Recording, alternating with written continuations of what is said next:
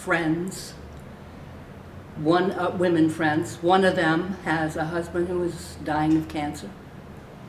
And when he passes away, they want to do something to honor him, and that honor will be to buy a new settee for the relatives' room at the hospital, because the one that's there has, it's old, and when you sit on it, evidently it pokes you in the bum. So they decide to buy a new settee. The Women's Institute, which is the social club they all belong to, famous for their cooking and knitting and craft skills, they know they're not going to make enough money through those things for the calendar of this year, which was going to be bridges of the area. So they do a little research and find out that that flesh sells, and they decide to make a partially new calendar, and the calendar takes off big time, and they make enough money to not only buy top drawer settee for the hospital, but to donate a considerable amount of money to the hospital. It's a true story, which makes it just, I think, delightful, just wonderful.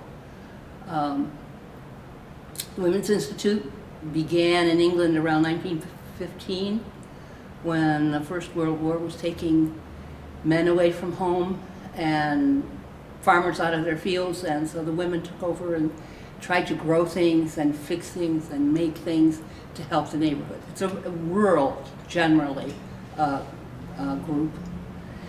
During the Second World War, they were able to relocate people during the bombing in London, bring people into the country, put families in homes where they would be safe during that awful time in England. And to this day, the Women's Institute is thriving in England and in Europe, focusing far more on women's education and skill building that they can use in a workplace. They did some of that early on, but today is more of that. And yet they still do the craft and raising flowers and growing things and knitting. And but these gals, because of that, were friends. And John, the fellow that died, had left a little legacy for his wife and her friends. He gave them sunflowers to plant on the hill outside of town. He was a park ranger, and he loved the area. He spent 30 years working in the area. So they took the sunflower seeds and planted them, because John said it was one of his favorite flowers, even though it wasn't indigenous to England. But what was his quote? The flowers of Yorkshire are like the women of Yorkshire, and the last phase is the most glorious. So all these gals are over 30, middle-aged and up, and they risked. They risked people disliking what they were doing by making this calendar, but instead it turned around to be just a wonderful thing. They made 4. The reality is, I believe they made 4 calendars. And I think I read somewhere there's still one of the major cancer charity donators to this day in England. So it's a lovely story. It's a lovely story. Bring me my spear, O clouds unfold. Bring me my chariot of fire. We are supposed to sing this song, but I'm the only one who is. Put a sock in it. You're ruining the atmosphere of Eastern mysticism.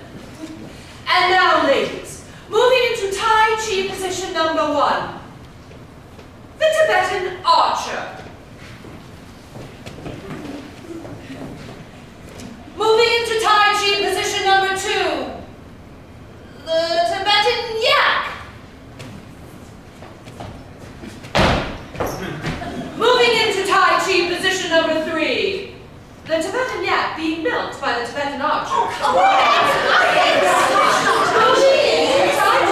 I was looking for, first of all, people who were courageous enough to take their bras off. And I said that at the very beginning, that this is what you're going to be doing. If you're not comfortable with that concept or that happening, then don't audition. Thank you, but don't. If you feel you can do this, then yes. That in itself is a spark of courage that I wanted to see in each one of these women. Every one of them in the story has lived through something, survived something in her life that's built a courage and strength in her. And I kind of wanted to see that in the people that audition who can bring me that either as an actress or as a human being and let that flow out of them as an actress. And I think I did a good job, because when I watched them on stage, they looked so real to me. Of course, I'm a little prejudiced, but I think they bring that reality, the gals that I cast, bring that reality to the story. Can we just congratulate Cora? Oh, yes. Tonight's decoy was carried out by Lance Corporal Glee of the Royal Musical Corps. I thank you. Well done, Cora! Well done, Cora! Oh, Lord, please, Cora.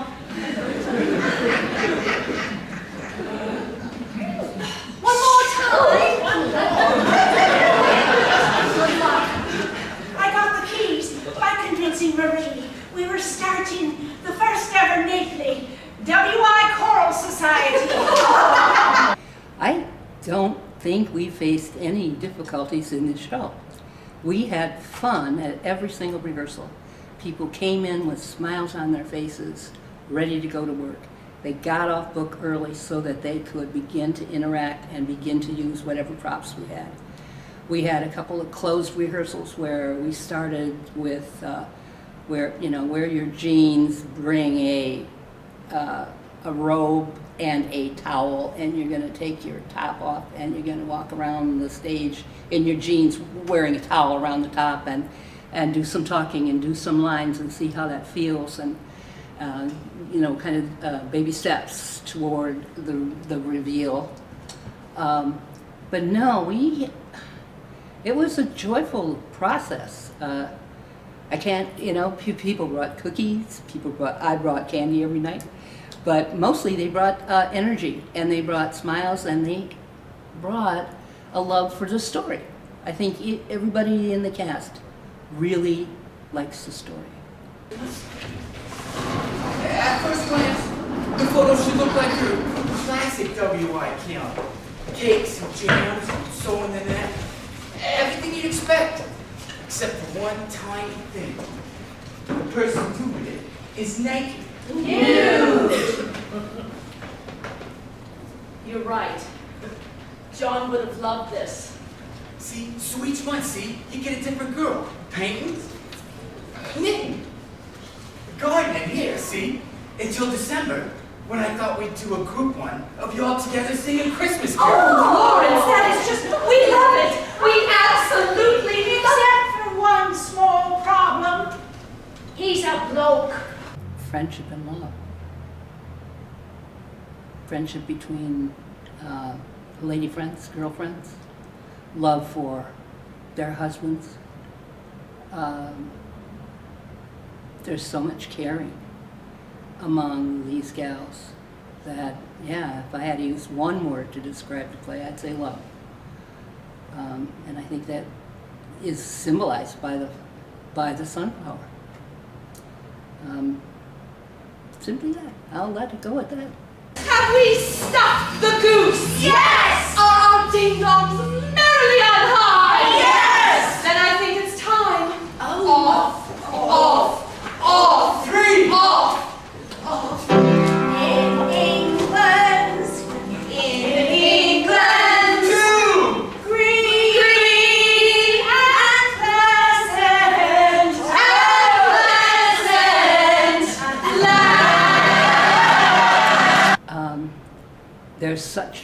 marvelous reality in the story that the audience identifies with everybody in the cast, I think. Maybe not Lady Cravenshire that often in America, but with every single character. And as they watch the play, the audience finds part of themselves in that story.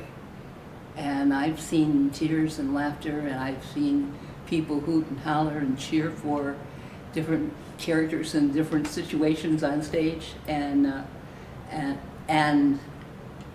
a total silence when people have talked about the cancer. The letter reading scene is very, very touching.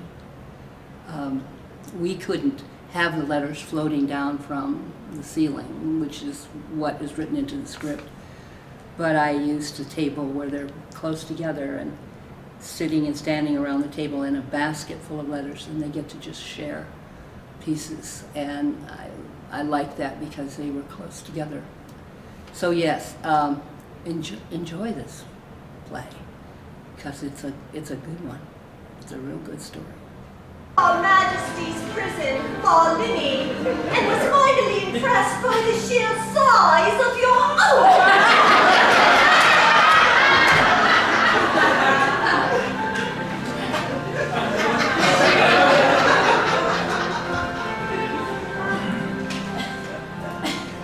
I just talked about the letter reading scene, which one of my favorite moments.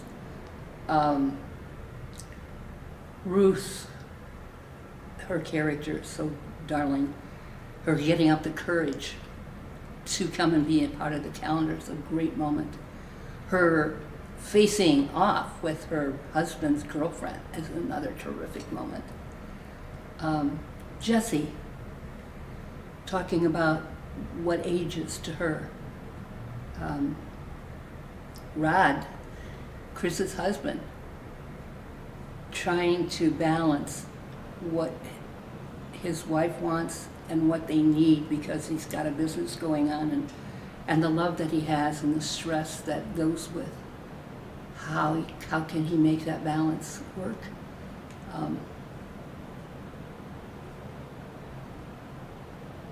I love the hearing Jerusalem. I wasn't aware of that song until I started working on the show. And I did some research and found out it's a William Blake poem that was put to music and was played for the king back in the early 1900s, and the king wept. He said, it's more beautiful than God Save the King. It should be the second national anthem. And it is a beautiful song. It's because my travels, little travels I did in England, I know there's a story about Joseph of Arimathea bringing the baby Jesus, or young Jesus, to England, and that's mentioned in the song. And so the beginning where we have Cora singing that is a favorite moment. There's so many favorite moments. I know that's not correct to have a lot of favorites, but I do. I have a lot of favorites just that I wait to see and I go, oh yeah, yes, they did it again. Thank you, ladies and gentlemen. The flowers of Yorkshire are like the women of Yorkshire. Every stage of their growth has its own beauty. But the last phase is always the most glorious. Then very quickly, they all go to seed, which makes it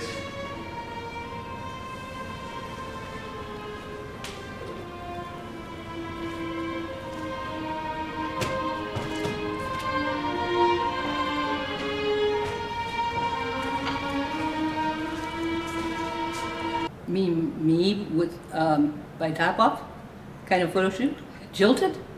I thought about it. I thought, gosh, they are actually having so much fun up there doing that. I would like to sneak in and try it myself. And I thought about when I do, and they mentioned one about painting, and because I've done a lot of painting in my life, I thought that maybe, we're not even doing that one, I could do that one. Sure, I don't know if I felt jilted, but I felt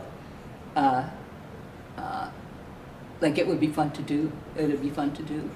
Yeah. Yes. Sorry about that. Flower flower arranging pose, Chris? Want to put money on who makes the front cover?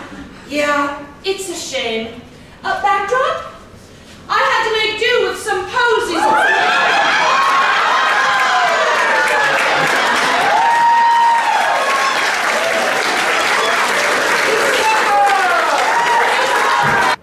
One of the things that I tried, and evidently it worked, I tried to focus on early on with my cast, was to find the humor in the reality and no caricaturing of the characters, to keep them real and honest, to keep them honest. In honesty, there is humor. You don't have to make it happen. You don't have to slip on a banana peel. The show has some wonderfully funny moments in it that help make it joyful. But that's what I would share. Keep it honest, keep it real. Don't let it go overboard one way or another. If you can keep it on that plane, you're right there with it. It's a good show then.